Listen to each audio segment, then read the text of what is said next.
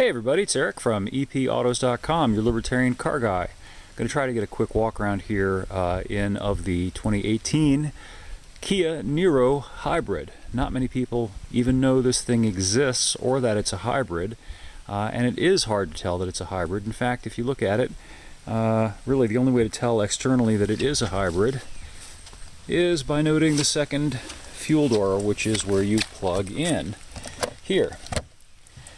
Other than that, this thing looks pretty much like a compact crossover SUV, something like Mazda CX-5, for instance, or Honda HR-V, something in that general class. So it's a fundamental departure from the norm when it comes to hybrids, which really have tended to tout their hybridness. The Toyota Prius, for example, comes to mind. Everybody knows it's a hybrid. It's become synonymous with hybrids. But guess what? Sometimes function does not follow form. You might want to check this little Niro out if you're interested in a hybrid, because it's a much better packaged hybrid than the Prius.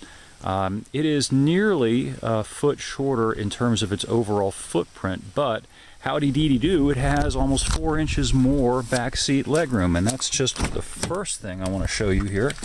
So again, I'm going to put my 6'3" self in this thing, show you that my knees don't quite touch the driver's back seat, and the driver's seat is set for me, and I'm 6'3". No issues with headroom either.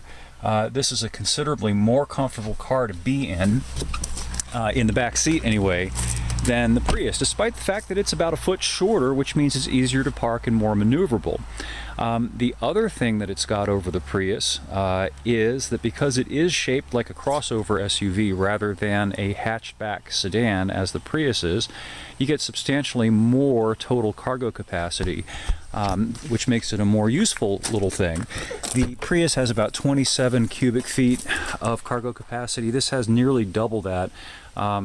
I haven't had enough coffee, so I can't remember off the top of my head, but I think it's about 54.5 total cubic feet of cargo capacity in this thing. So substantially more, and of course the higher roof layout and all of that makes accessing it a little bit easier and gives you a bit more wiggle room to get big stuff in there.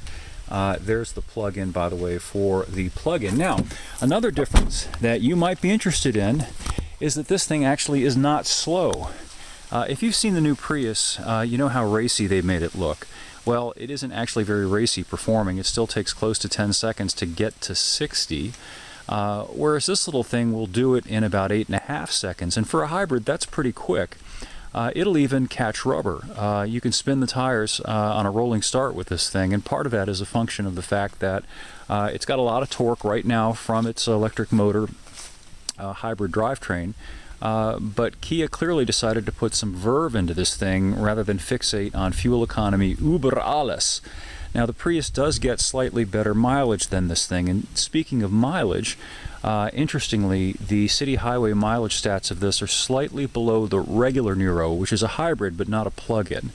And that's probably a function of the fact that this thing is a few hundred pounds heavier than the regular Niro, and that's because it's got a stronger and bigger battery pack. But the upside to that is that you can drive this thing about 26 miles, Kia says, give or take, on purely battery power, whereas of course the regular Niro, being just a regular hybrid, can only creep along on electricity only and is primarily an internal combustion car. That's something a lot of people don't really understand about most hybrids. The electric side of the drivetrain is there to provide supplemental power, to power accessories when the car isn't moving, to jump in when the car is under steady state cruise, but by and large, to get you going down the road, you're pretty much going to be burning gas, whereas in this thing, you don't necessarily have to. If you start out with a full charge, you can go 20-something miles at normal road speeds, so burning no gas at all. That's the main upside to this. The main downside is there is a significant price uptick, 4,000 something bucks, to go from the regular Niro hybrid to this plug-in version. So, is it worth it? Well, it really depends on your situation, the type of driving that you do.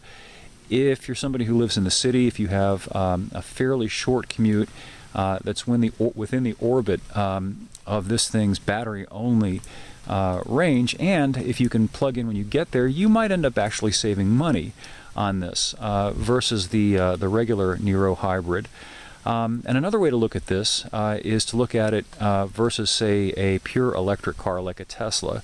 You know, Tesla touts how speedy their cars are, and of course that's true. I'll be the first to concede that. But the Tesla, like any other pure electric car, is limited in terms of its range, and more importantly, forces you to stop to plug in when the battery runs down. With a hybrid, whether it's a plug-in like this or a conventional, you can just keep on going, and that's a real plus in terms of just everyday practicality.